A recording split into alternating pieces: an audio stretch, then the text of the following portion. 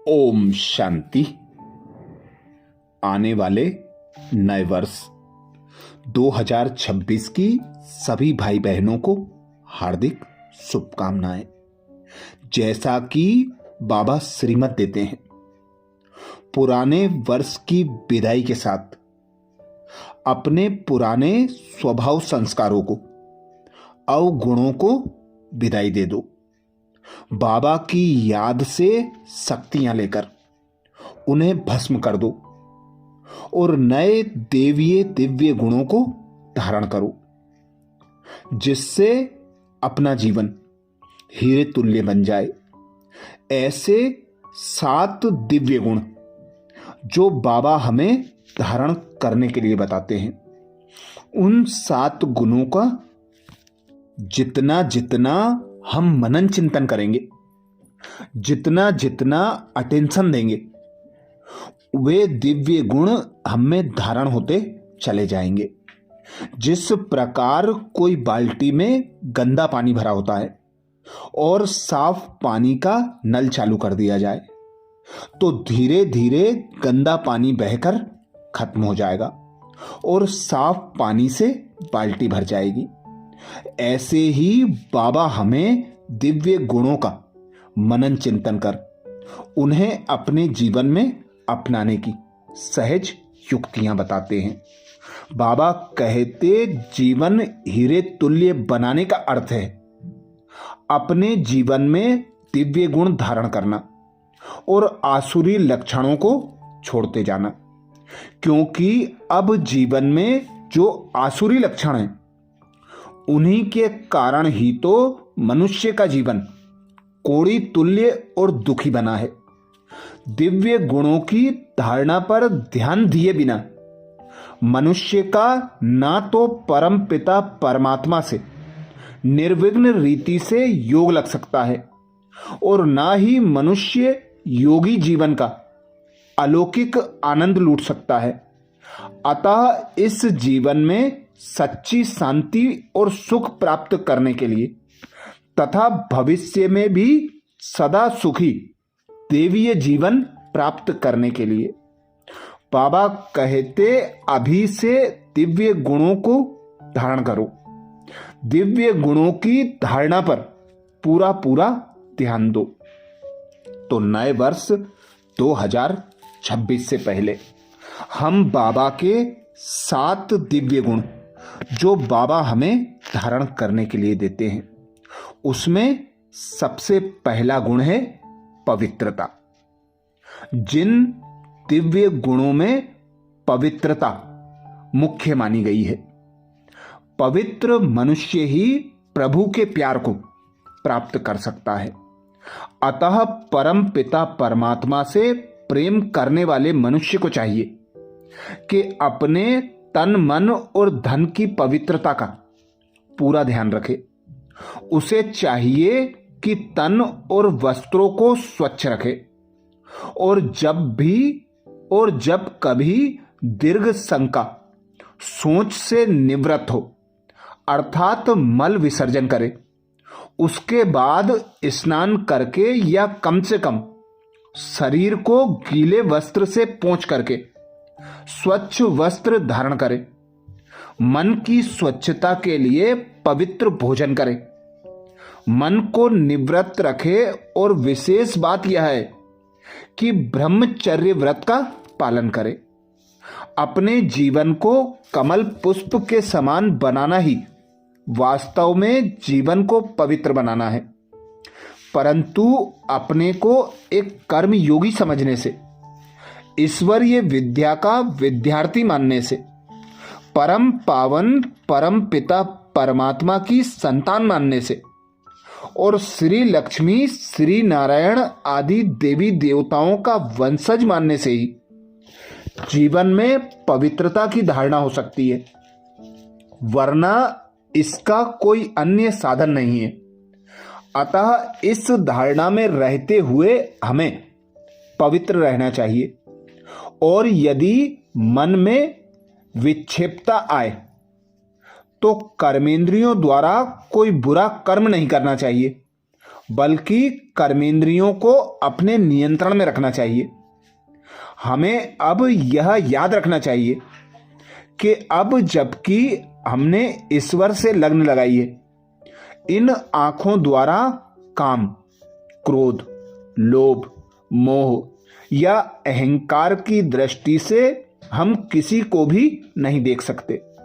मुख द्वारा अपशब्द, निंदा या विकारी बोल नहीं बोल सकते और इस प्रकार कर्मेंद्रियों द्वारा किसी को भी दुख देने का कर्म नहीं कर सकते।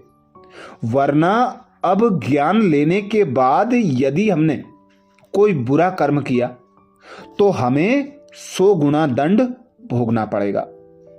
दूसरा दिव्य गुण बाबा बताते, अंतर्मुखता को धारण कर लो। यूं तो हरेक देवीय गुण का अपना अपना महत्व है, परंतु फिर भी अंतर्मुखता का महत्व तो बहुत अधिक है। मनुष्य को आत्मा के स्वरूप की पहचान दी ही इसलिए जाती है कि वह अंतर्मुखता का गुण धारण करे, ताकि उसके जीवन में अलौकिक सुख और शांति आए। अंतर्मुखता को धारण करने का अर्थ है देह के अंदर जो आत्मा है उसके स्वरूप का तथा उसके पिता परमात्मा का मनन करना। कानों द्वारा आत्मा ही की उन्नति की बातें सुनना, मुख द्वारा उस ही की चर्चा करना, आंखों द्वारा अन्य मनुष्य को देखते हुए भी मन की आंखों से उन्हें आत्मा के ही रूप में देखना। जो मनुष्य ब्रह्ममुखी होता है, अर्थात जिसकी दृष्टि और वृत्ति अंतरात्मा की ओर नहीं होती, उसका मन और उसकी कर्मेंद्रियां सदा विषय वासनाओं की ही ओर भागती हैं और वह व्यक्तियों तथा पदार्थों के नाम रूप को देखकर मोहित, विचलित अथवा विकृत होता रहता है और इसलिए उसके पिछले कर्मों का भी विनाश नहीं होता और आगे के लिए भी विकर्मों का खाता बनता ही रहता है। परंतु जो मनुष्य आत्मा परम पिता परमात्मा के ज्ञान को प्राप्त करके मन को आत्मा के स्वरूप तथा परम पिता परमात्मा की स्नेह युक्त स्मृति में टिकाता है, उसकी बुद्धि और वृत्ति बाहर विषय पदार्थों में नहीं भटकती। इसलिए उस मनुष्य पर माया का वार नहीं होता। यदि कोई मनुष्य उससे मान अपमान की या अपकार की वार्ता करता या लोभ और क्रोध आदि के लिए लालायित अथवा उत्तेजित करता है, तो अंतर्मुखी मनुष्य उसे सुनते हुए भी नहीं सुनता, क्योंकि वह तो एक न्यारे और ऊंचे सुख में टिका रहता है। अंतर्मुखी मनुष्य को स्वरूप स्थिति के अभ्यास द्वारा देह से न्यारा होने की जो टेढ़ पड़ जाती है, उसके फलस्वरूप वह दुष्ट की दुष्टता और अपकारी के अपकार को ग्रहण नहीं करता, अतः उसे शांति और सुख नहीं छूते, अतः उसे शांति और दुख नहीं छूते। अतः चूंकि अंतर्मुखी मनुष्य ना बुरा सुनता है और ना बुरा बोलता है और ना बुरा सोचता है और ना बुरा करता है और ना ही उस तरफ ध्यान देता है, इसलिए उसका मन रूपी हंस भी शांति के सराबोर में सदा शीतलता के मोती चुगता रहता है। इसलिए अब हमें चाहिए कि हम भी हीरे तुल्य अनमोल गुण अंतर्मुखता को ग्रहण करके अपने जीवन को हीरे तुल्य बनाएं, क्योंकि इससे ही जीवन में सहनशीलता आदि गुण भी आते हैं और जीवन दिव्य बनता जाता है। तीसरा दिव्य और देवीय गुण है सहनशीलता।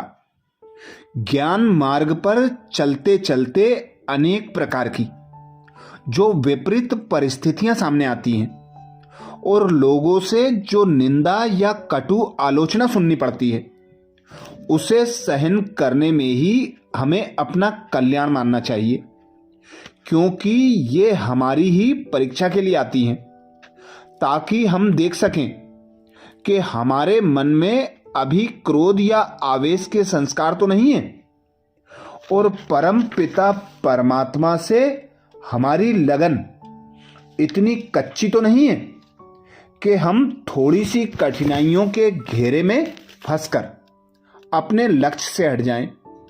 अतः हमें सब प्रकार की परिस्थितियों को परमात्मा के स्नेह में सहन करना चाहिए और यह सोचना चाहिए कि जबकि लौकिक नातों में भी मनुष्य अपने मित्र संबंधियों के लिए अथवा किसी कार्य में सफलता प्राप्त करने के लिए बहुत बड़ी बड़ी कठिनाइयां सहन कर लेता है, तो क्या हम अपने परम प्रिय परम पिता परमात्मा के स्नेह के लिए अथवा अपने जीवन को ऊंचा उठाने तथा भविष्य में अतुल प्राप्ति करने के लिए थोड़ा कुछ सहन नहीं कर सकते?